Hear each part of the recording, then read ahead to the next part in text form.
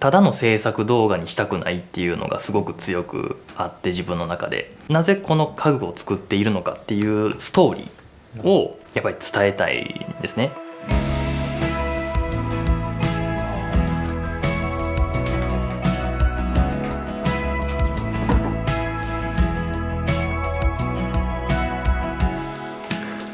僕が使ってるカメラはルミックスの S5 です。色ですね、僕は S5 のもうデフォルトの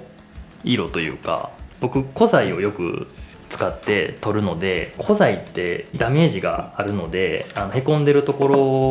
ろもあれば、平らなところもあるんですけど、そこの凹凸がしっかり表現される乾いた感じというか、真っ平らなんですけど真っ平らじゃないところまでなんかこう無骨に描写してる感が、 S5 を一番最初に使って思ったところはそこですね。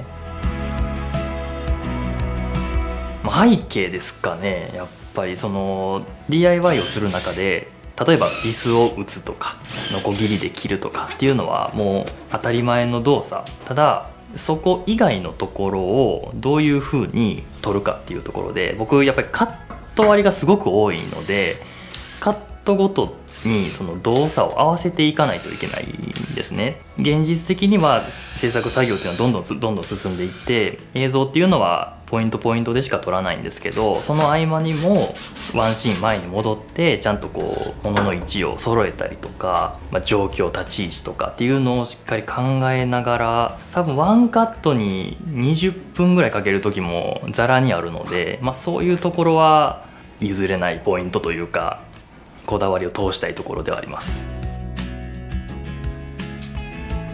ルミックスの GH4 で、僕の今チャンネルで上がってる動画のほとんどが GH4 の動画なんですけど、その頃あんまりカメラの知識もなかったので、そのどういう機能を果たすのかっていうのがわからないまま使っていたので、そういう中でボタンにちゃんとこう書いてある、表示してある、だから迷わずにそこにもうアクセスできる、だから使いやすかったんですよね、単純に。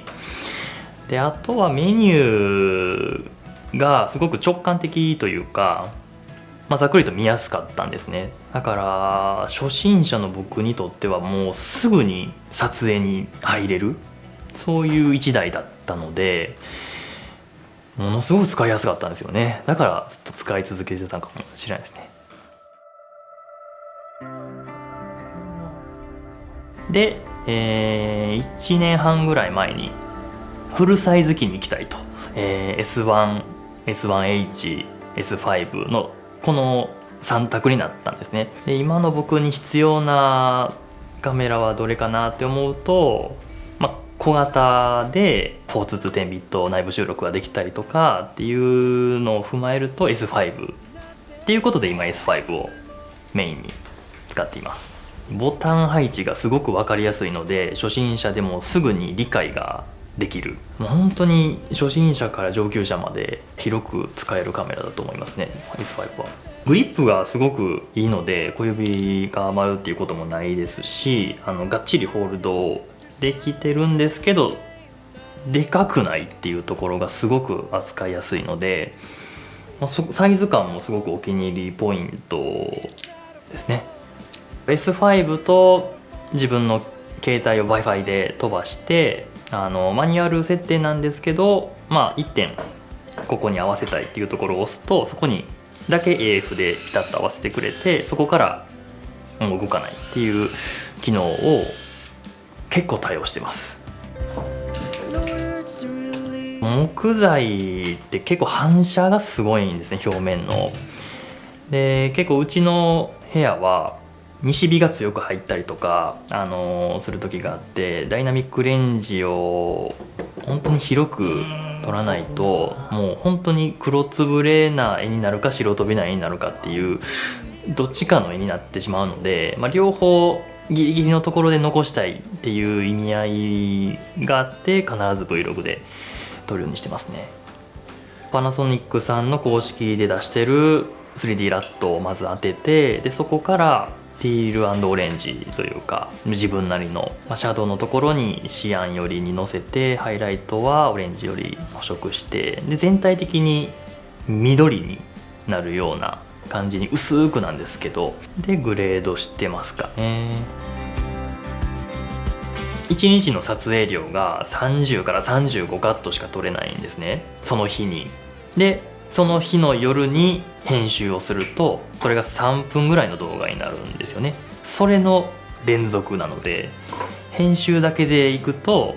撮影日数と編集日数が同じになっちゃうので、だいたい3日、4日か、それぐらいかかってきます。お、完璧。やっぱり組み立てから完成までの流れですかね。天板をつけたりとか、なんかちょっとこう一工夫してるところっていうのはそこから始まってくるので、そこは撮ってて楽しいですね。やっぱり一番難しいところなので、仕上げっていうのはそれができた時はこれ見よがしにそこばかり撮るっていうそこだけカット数が多くなったりはしますね。僕はもう映像作品のつもりで作ってます。ただの制作動画にしたくないっていうのがすごく強くあって、自分の中でなぜこの家具を作っているのかっていうストーリーをやっぱり伝えたいんですね。でそうするともっとこう違うところ、なんか DIY とは関係ないけど暮らしの中で必要なことっていうのを取り入れて、How to 半分、暮らしの映像半分みたいな、そういう映像作品として伝われば一番本望ですね。僕の動画を見ることによって、